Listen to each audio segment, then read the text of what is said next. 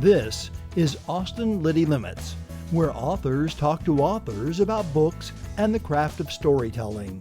Sponsored by Blue Ink Review, because typing the end is just the beginning. Find out more at blueinkreview.com.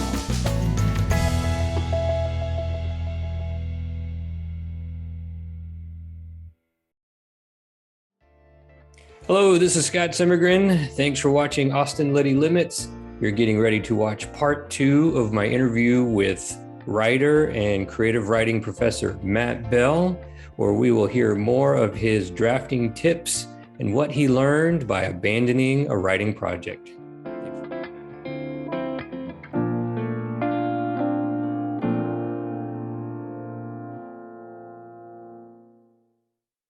So let's get back to Refuse to Be Done. So there is a section in there where you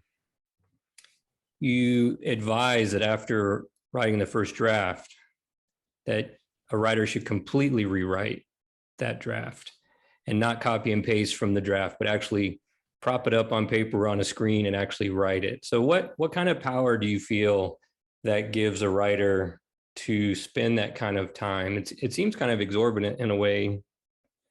Yeah. But yes. when I really thought about it, I thought that's actually kind of interesting just before you start, because in the past I've written passages from other writers just to kind of see how those words feel when I'm typing them out. And it's kind of an interesting thing, but I didn't think about doing it to myself. So can you talk about that? Yeah, so it's not going to be for everybody, right? And I totally understand that. I think the bigger takeaway for me is like, rewriting is a stronger action than revision. You know, it's hard to tinker a broken thing into a good thing. Sometimes it's easier to rewrite it. For me, what it does, I think, is I don't know if this is the case for you, but in a first draft, the material I wrote first, while it often has like a real energy to it because it's like the thing that got you started, is usually of a lesser quality than the stuff I write last, especially in a novel, because you just get so much better at the voice of the book as you're writing it. You learn so much more about the characters. Like the things they're doing in later scenes is just deeper and more informed. And it's often really hard for me to make the earliest material as good as the last material I wrote. And I think rewriting the book means you start a new draft from that sort of knowledge that you have at the end of that first draft. So you're writing with a sort of fuller knowledge of the characters and a fuller knowledge of the plot, especially combined with some of the kind of outlining I might do between drafts. Amy Tan talks about like the second draft being written in the voice of all that happened, you know, sort of like knowing the whole story and then writing from that knowledge. And for me, I think that's a big part of it. I've never had the confidence to just put the first draft in a drawer and not look at it. I know writers that do that. Lauren Groff does that, for instance. You know, I think Groff handwrites a first draft and then types the second draft, but doesn't look at it. But every novel I've written, I've used less of the first draft in the second draft. Like it does become a fuller sort of transformation. And maybe one day it'll just be a total thing. I won't have to do it at all. But I think it's partly that the two drafts feel like they have different goals to me. Like the first draft is like as exploration and discovery, and I allow myself to write out order, and I allow myself to go down sort of cul-de-sacs that I know will probably not be in the real book, but help, you know, I learn something about the characters. And then the second draft I write much more linearly and much more like I'm not going to go on until I get it right. And for me, those two processes both do really good work. I do think if you're a handwriter who retypes, you do this already. Like that's sort of like already kind of built in, especially, you know, I mean, even doing it chapter by chapter, you're really doing that because I assume you're not typing it verbatim when you do that. So I think for me, it's been great. And the results are so good that I don't skip it. I always think like maybe this one I won't have to, but then the results are so much better that for me it's kind of baked into my process. I think there's a lot of writers who do it, so I don't think it's maybe as rare or shocking as it sounds. People just aren't used to seeing it in a craft book. Craft books usually make things sound easier, not harder. Right.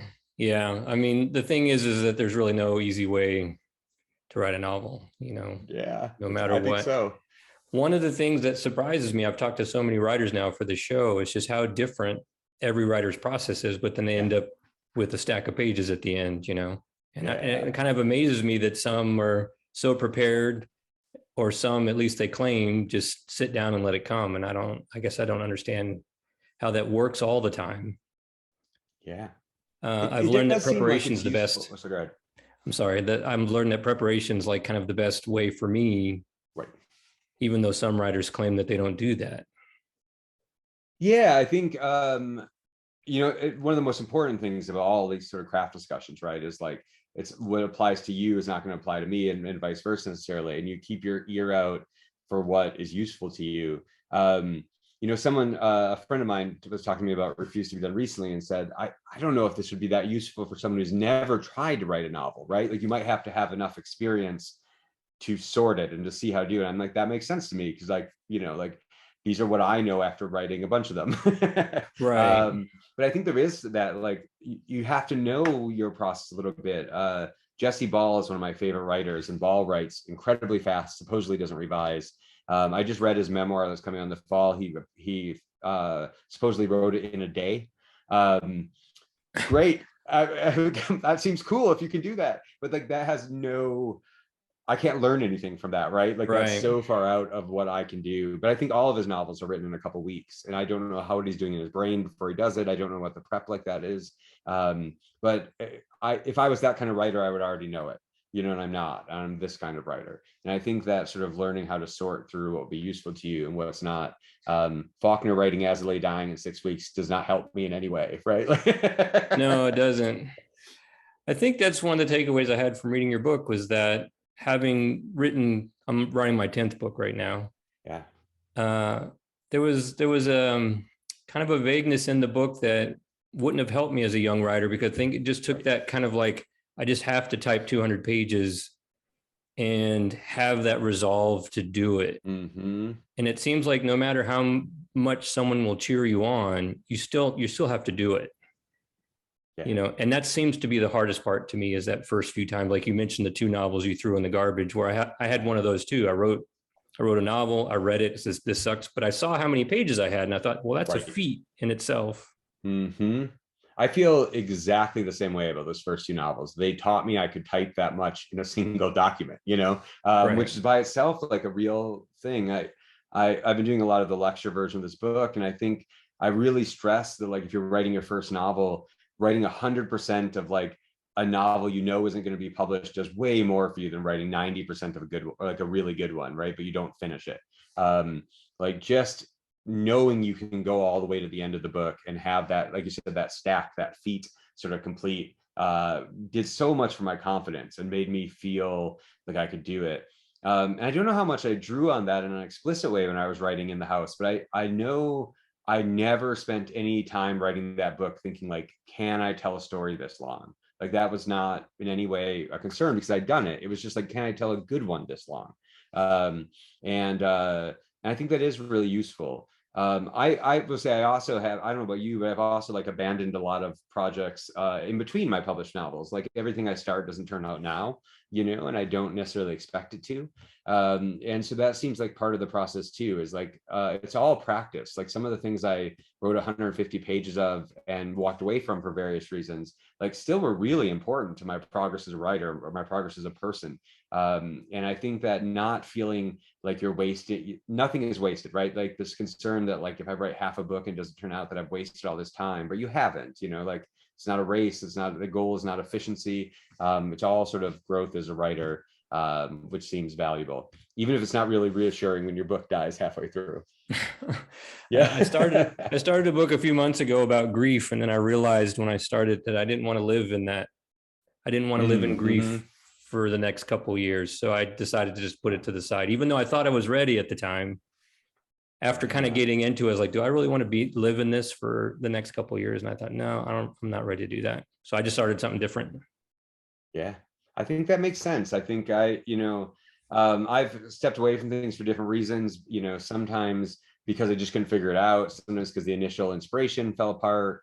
I wrote one book where I wrote maybe like 150 pages over like 10 months and kind of researched my way out of the book. I was like, oh, I'm out of my cultural depth here. This may be a book I shouldn't write or at least can't write well. The more I wrote, the less I knew, right, in a certain way. And I was like, but but I really feel like some of those books still did tons of work for me as a thinker. That book I walked away from culturally, I learned a lot trying to write it. And I feel like that thinking is still with me. So it all feels okay in the end. I think over the long term, we'll remember the wins and we'll put aside the sort of losses. I don't, I keep everything I've ever written, and you go back sometimes in the old files, and you find stories that you couldn't figure out, that there's 20 drafts of there, and you don't even remember them anymore, right? You just sort of remember the ones that turned out 10 years later. And Right. it seems okay that I didn't, everything I started didn't become a publishable thing. Right. I just got a message in Zoom I've never seen before. It said we end in 10 minutes and I should upgrade. So Oh, weird. I'm hoping it won't kick us off, but if it does, we If can it always does, we can start another and finish yeah, up. we can just try to reconnect. So what's your relationship to book reviews? How does reading my own book reviews? reviews? Yeah, reading your own book reviews. How does that nurture or damage your creative spot in your mind? I think it can do both. I think I have a pretty healthy relationship now. I don't read Goodreads or Amazon reviews. I don't go on at all, so I don't see any of that. But I do tend to read the professional reviews as they come out, especially I guess early on in the book's life.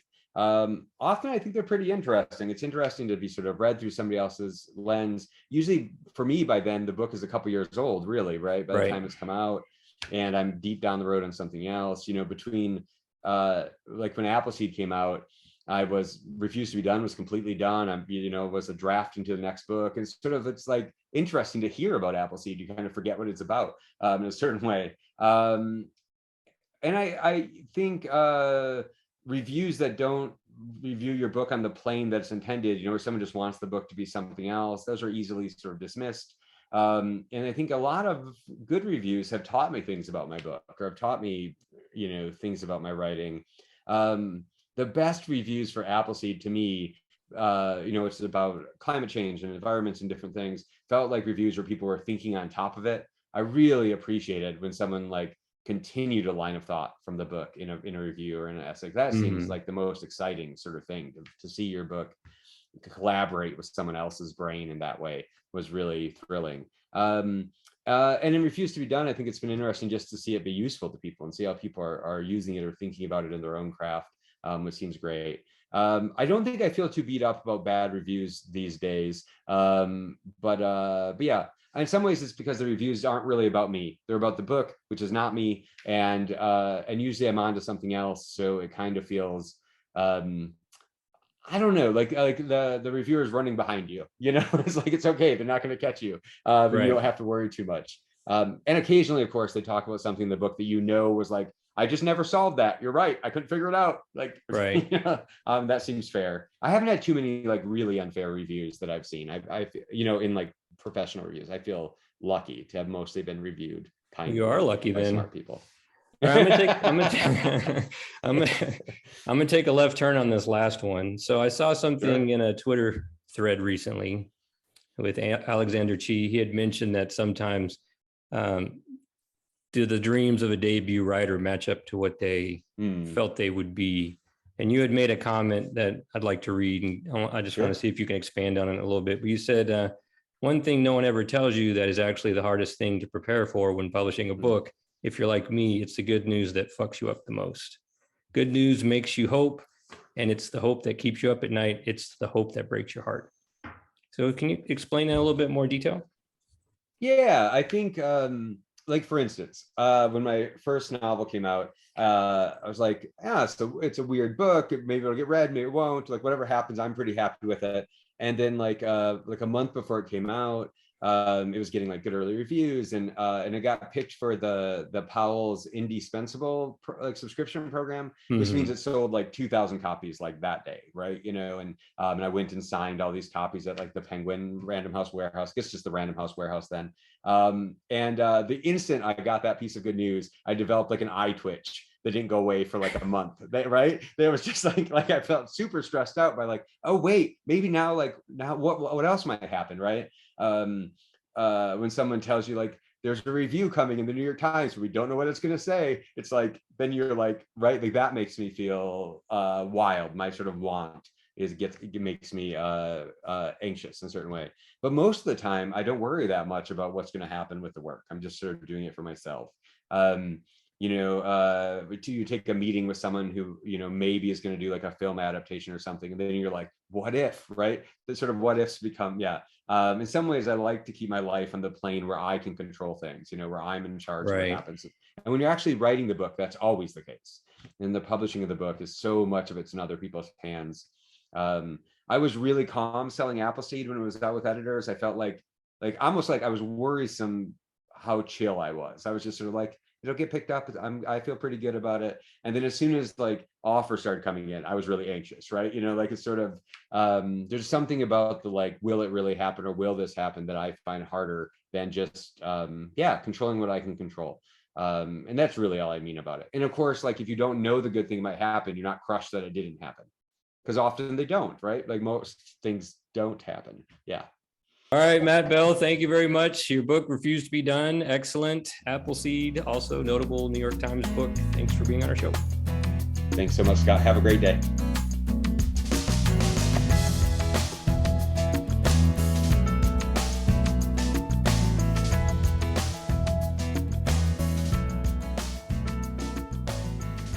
This has been a presentation of Austin Liti Limits, made possible with help from our good friends at Blue Ink Review, where typing the end is just the beginning.